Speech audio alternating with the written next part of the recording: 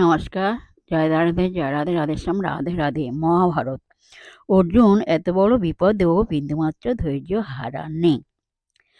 রাজস্ব যজ্ঞের সময় কৃষ্ণের প্রতি অতি জঘন্য ভাষা প্রয়োগ করেন দুর্বিনীত শিশুপাল।